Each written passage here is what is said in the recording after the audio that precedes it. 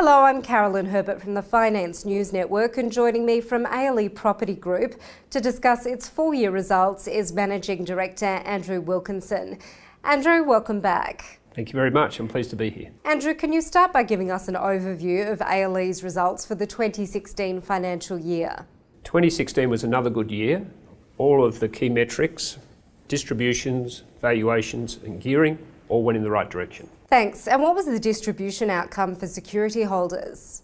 It was an increase of around 19% to 20 cents per security, and that was 100% tax deferred, in line with board guidance. And now to property valuations. How did they move throughout the year, and what is the valuation outlook? The value of the properties increased by 10% to nearly $1 billion across the 86 properties that we own. That was driven by a reduction in the capitalisation rate from 6 down to 5.5%, or just above that, 5.53. And what we noticed this year for the first time is our valuers were focused on the discounted cash flows of the properties, and that impacts on the valuations, particularly as we approach the market rent reviews in 2018 and in 2028. And how are ALE's investors thinking about value? They think about value in three layers. The first is income. The value of the income on the properties runs for the next 12 years, plus options for ALH to extend out for a further 40 years. Triple net leases to the largest operator of pubs in Australia, a very secure income stream. The second component is the value of growth. ALH have been spending hundreds of millions of dollars on the properties over the last 12 to 13 years. And that leads to their operating profits increasing and the market rent prospects for ALE in 2018 and 2028. And the final component of value is the value of opportunities.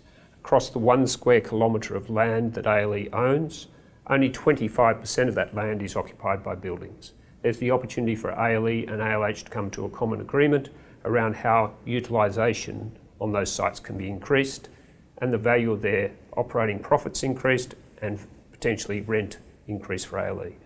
So were there any notable achievements on the capital management front? There were three things worth mentioning. Firstly, the valuation of our properties saw the gearing reduced to an all-time low of less than 45%. Secondly, our investment grade credit rating of Baa2 was fully maintained with a stable outlook. And finally, our hedging was extended out to 9 years on 100% of our debt at very low rates. Very good. So how has ALE been performing against the rest of the market? It's been another good year for ALE. The total return of 30% outperformed many others in the sector.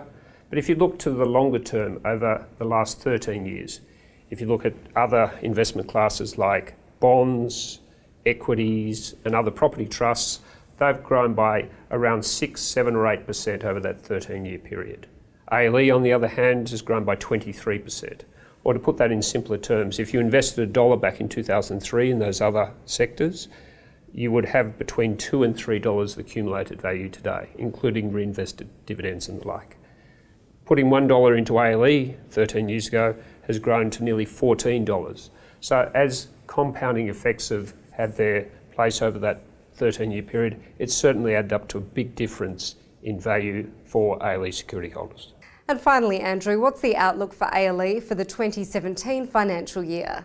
We're looking forward to 2017. The board's given guidance that the distributions will increase by at least CPI, and we expect the value of the properties to increasingly reflect the discounted cash flow methods that the valuers are applying. All in all, we're looking forward to 2017.